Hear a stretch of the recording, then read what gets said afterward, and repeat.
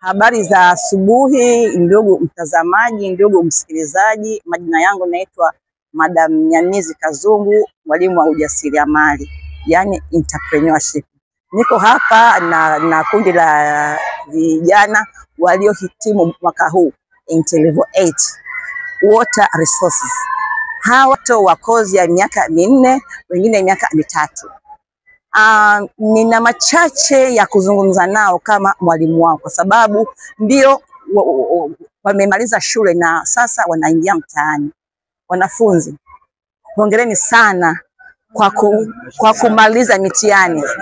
Hongereni sana kwa kumaliza mitihani. Nina machache ya kuzungumza nani. Jambo la kwanza, mnakwenda mtaani sasa. Mnakwenda mtaani mlikotoka. Cha kwanza, ondoeni hofu. Ondoeni hofu kwa sababu ndio mmetoka masomoni na sasa mnaingia mtaani. Lakini cha pili, mtegemeeni Mungu sana kwa kila jambo. Lakini la tatu, nawaomba mjue kujifunza alama za nyakati. Alama za nyakati ilikuwa nina maana kuwa wanafunzi wengi sana akishamaliza chuo au anavyosoma chuo anakuwa na tegemeo la kupata ajira. Kwa hiyo lazima msome alama za nyakati, mkijua kuwa ajira inaweza ikapatikana na isipatikane. Kwa hiyo mwanafunzi lazima uwe na plani A na lazima uwe na plani B na hata C. Kwa hiyo lazima mwanafunzi ujue kuwa mimi hapa nikiuliza swali, je, mwanafunzi plani A nini? Utasema ajira ya kuajiriwa. Lakini mimi naomba yani change mindset kuwa plani A iwe ni ajira binafsi. Plani B iwe ajira ya kuajiriwa, kwa sababu nyakati hizi si kama nyakati za zamani. Sasa jinsi gani utakavyoingia katika ajira binafsi? Ni wewe mwenyewe kwanza kubali mazingira kuwa sasa hivi soko la ajira limeshuka. Kwanza kubali hilo. Lakini pia kuwa tayari kutransform education yako, skill ulioipata kuwa fedha. Huko mnako kwenda mtaani, elimu iliyoipata, how can you transform your skills into the money? Kwa sababu lazima ule, lazima uvae. Kwa hiyo lazima ujipange kisaikolojia, ujue namna gani nitaweza kubadilisha elimu niliyoipata kuwa fedha. Lakini pia tutaongea jinsi gani ya kuingia mtaani kwa ushindi mkubwa hata kama haujapata ajira. Namna nyingine ni kujiattach na watu walioanzisha tayari biashara. Lazima uwe na mentor au pengine unamaliza chuo. Kuna watu ambao tayari wana biashara zao, lakini kuna wale ambao hawana biashara kabisa, hata hana wazo. Kwa hiyo kama hauna wazo, hebu tafuta rafiki atakaye kushauri au ambaye utafanya biashara ambaye hata yeye anafanya. Kwa hiyo mtakuwa naye mwisho wa siku, na wewe utakuwa tayari ushapata uzoefu, then utajikata na kuanza biashara yako. Lakini pia kuna biashara pia za mtandaoni. Kwenye mtandao kuna a lot of business. Kuna biashara nyingi sana. Kuna biashara za create content.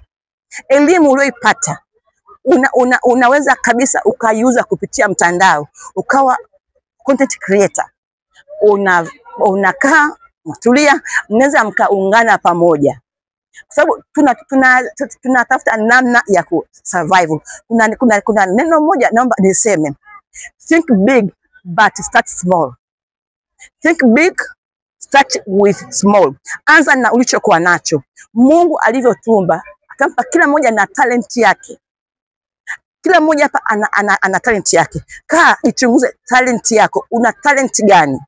Mwingine pia anaweza kuimba. Mwingine pia anaweza ka comedy.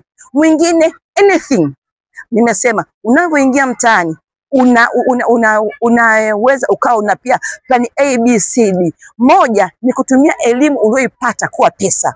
Lakini pia kipaji chako kuwa pesa. Lakini pia kujiattach na mwenzako ambaye tayari kaanza biashara, au pia hata hapa chuoni. Kuna walimu wengi ambao wana shughuli zao.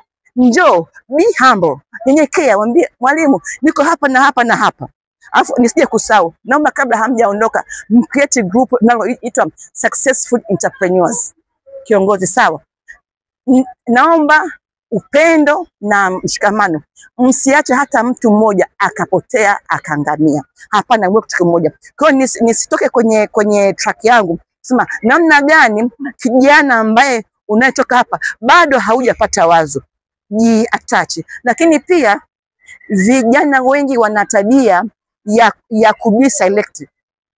Unakuwa ndani hii selective, unachagua kazi. Ndugu zangu, mnapokwenda mtaani, kumbuka hapa ulikuwa akili iko very occupied na masomo. Unakwenda kule akili itakuwa idle. Ukianza kuleta yani unachagua kazi, unaweza ukashindwa. Kwa hiyo kijana, na hapa wengi wavulana, jamani, msichague kazi. Think big, start with small. Tumia nguvu zako. Ukiona sehemu watu wanajenga, nenda pale. Kaombe kusaidia in activity. Pale utapata faida mbili. Faida moja, utapata faida ya kupata experience. Pili, pesa. Kwa hiyo usiangalie pesa, hata kama utalipwa kidogo, lakini zingatia uzoefu utakaopata pale. Watu wanajenga jengo kama hili. Changanya zege pale, hakikisha zile ratios umezijua vizuri. Sogeza tofali, jua namna ya kuseti msingi, jua namna, jifunze wakati wote.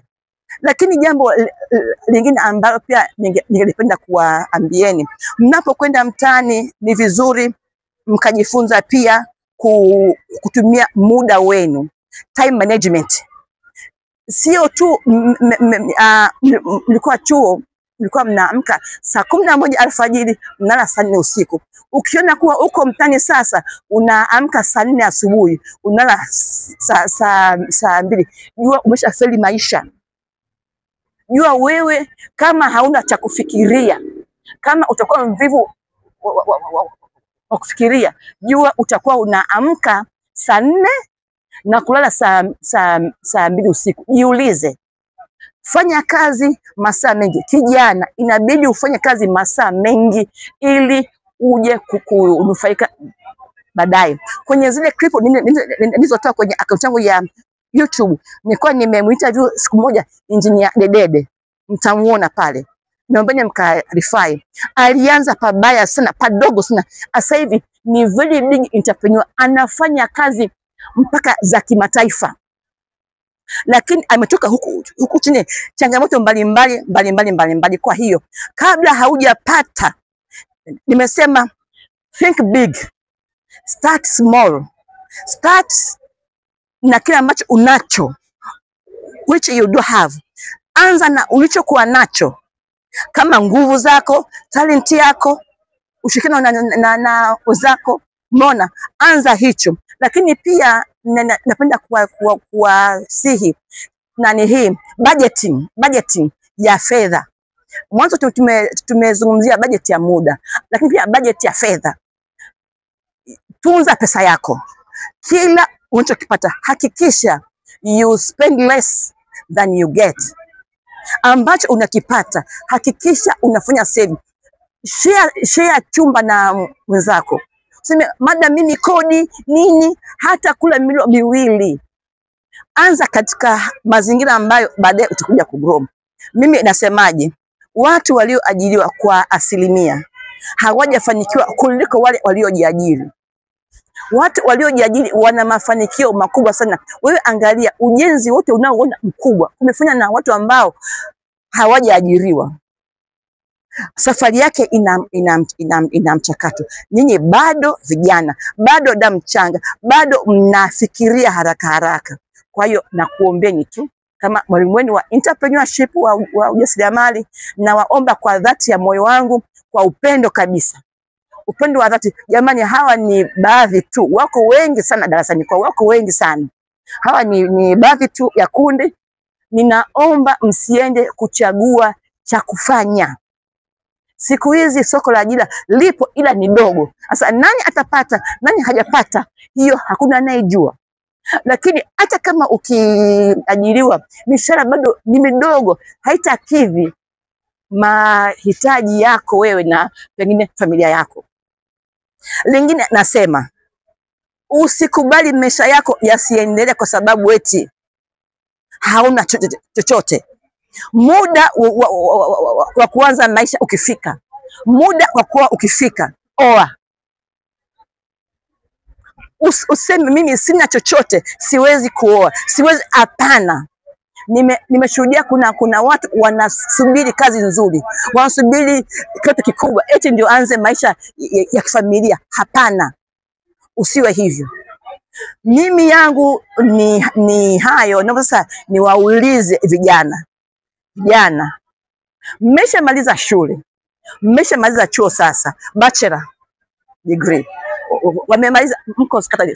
Sogeni kidogo, mko sikataje? Sasa labda mtu eleze, nyinyi mmemalizia chuo hapa, chuo cha maji. Kijana, naomba ujitambulishe kwa ufupi, utuambie ulikuwa unasoma kozi gani, afu utuambie jinsi gani utaweza ukatransform hii skill uliopata hapa chuo cha maji kuwa fedha, yani maokoto. Karibu sana. Asante. Kwa majina naitwa Ahmad Saidi. Nimehitimu masomo yangu ya shahada ya kwanza ya kozi ya Water Resource Engineering.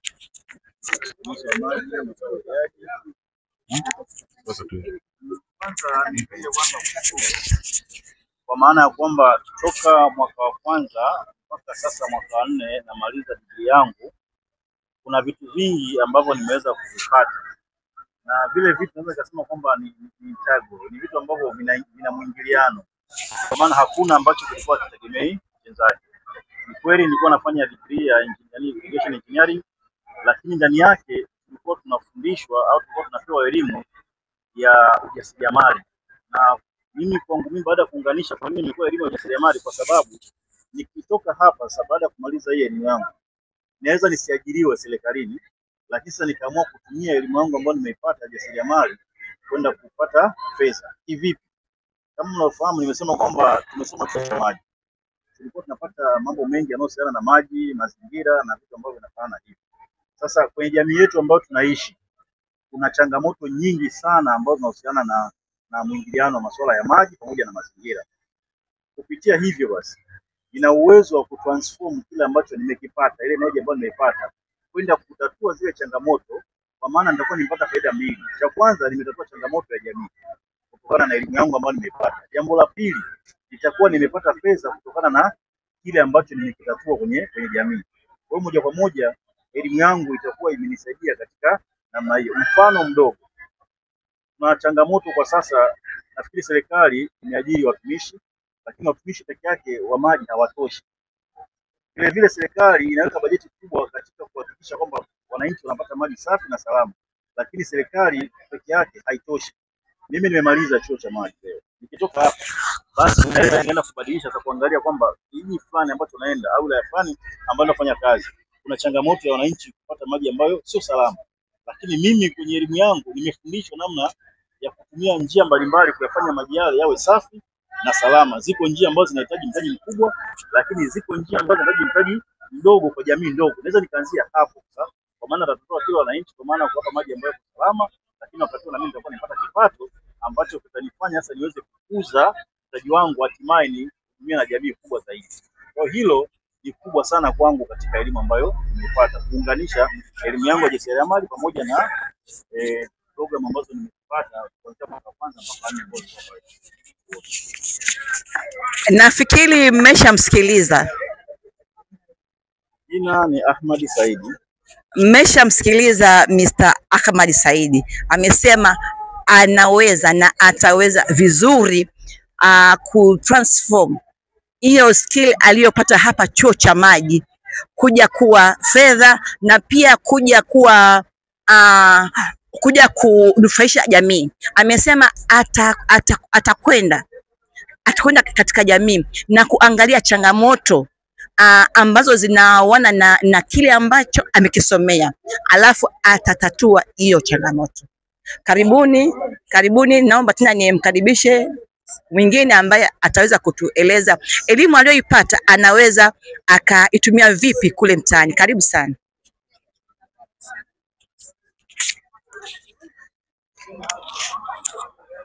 Asanteni kwa majina, naitwa Daudi Harubu. Ni mwanafunzi, nimehitimu chuo cha maji. Bachelor degree ni Water Resource and Irrigation Engineering. Kozi yangu imecomply muda wa masomo wa kipindi cha miaka 4. Kwa upande wangu, baada ya kugraduate au baada ya kuhitimu masomo yangu, kitu ambacho kitanisaidia napoenda kwenye jamii ambayo inanizunguka, kubadilisha hii elimu niliyoipata ya elimu ya mambo tofauti ya maji ikiingiliana na kilimo kwa kidogo. Kwa upande wangu mimi nitajikita sana kwenye sekta ya uchimbaji visima, kwa kwanza na kufanya surveying na kukusanya zile data zitakazowawezesha watu kupata hiyo huduma ya maji kupitia chanzo tofauti na tulichokizoea. Kama tunavyojua, maeneo mengi ya nchi yetu bado hayajapata huduma ya maji inayotakiwa. Kwa hiyo kutokana na elimu hiyo, naweza nikatransform hiyo elimu nilionayo ili kuwa kama chanzo cha kipato cha kujiingizia fedha. Asanteni sana. Nashukuru sana Mr. Harubu. Ndio. Amesema kuwa ana uwezo mkubwa sana sasa hivi wa kutransfer hiyo skills ambazo amezipata hapa. Yeye nimesema awali, think big but start small. Fikiria kuwa na maono makubwa, lakini anza kwa kidogo. Amesema yeye ana vision ya kuwa mchimbaji wa visima vikubwa. Nikuulize ndugu Harubu, Ndio. Kabla haujaanza kuchimba visima vikubwa, utafanya vipi kupata mtaji wa kupata pengine vifaa, au utakuwa una kodi mahala unachimba kisima, au utajiattach na mtu mwenye hizo shughuli, au utafanyaje? Kwa sababu kuchimba visima kunahitaji mtaji mkubwa sana. Hebu tueleze kwa ufupi. Ndio, ni kweli. Shughuli ya uchimbaji visima inahitaji mtaji mkubwa, uwezo mkubwa wa kifedha, kwa sababu ni shughuli ambayo inahitaji process nyingi mpaka kufikia hatua ya mwisho ya kuanza kutoa product ya maji kutokea chini. Sasa kwa upande wangu mimi, kitu ambacho nitategemea, nitaenda kwenye fursa za mikopo, ambayo kama tunavyojua serikali ina provide mikopo ya 10% kwa vijana kwenye kila halmashauri. Kupitia hiyo mikopo naweza nikaanza kwa kidogo, na kuchimba visima sio lazima uanze kwenye wahitaji watu ambao wanahitaji huduma kubwa ya maji. Kwa hiyo nitaanza kwa wale watu ambao wanahitaji ile passion tu. Jinsi ninavyoenda nitakuwa mpaka nitafikia hatua ya kuwa mtu mkubwa kabisa katika kuchimba visima katika nchi hii. Sawa, nafikiri jamani, tumeshawasikia ndugu zetu hawa waliomalizia sasa masomo siku ya leo. Wameonyesha jinsi gani walivyoiva kwa masuala yote ya uchimbaji wa visima na umwagiliaji. Tumeshaona, tumeshaelewa. Kwa hiyo karibuni chuo cha maji, karibuni chuo cha maji muweze kujifunza. Wanafunzi mliomaliza A-level, wanafunzi mliomaliza O-level, karibuni sana. Wazazi, mlete mwanao chuo cha maji aje kujifunza utaalamu wa maji. Namna gani maji yatamfikia wananchi wa kawaida, namna gani maji yatatoka ardhini na kumfikia mwananchi katika hali ya usalama kabisa, yaani mwananchi apate maji salama na maji safi. Kwa hiki ni chuo cha maji pekee Tanzania ambacho kinapika wataalamu wa maji. Basi tunahitimisha kwa kusema think big, start small. Think big, start small. Maji kwa maendeleo. Maji kwa maendeleo. maji kwa maendeleo. Karibuni siku nyingine. Chao.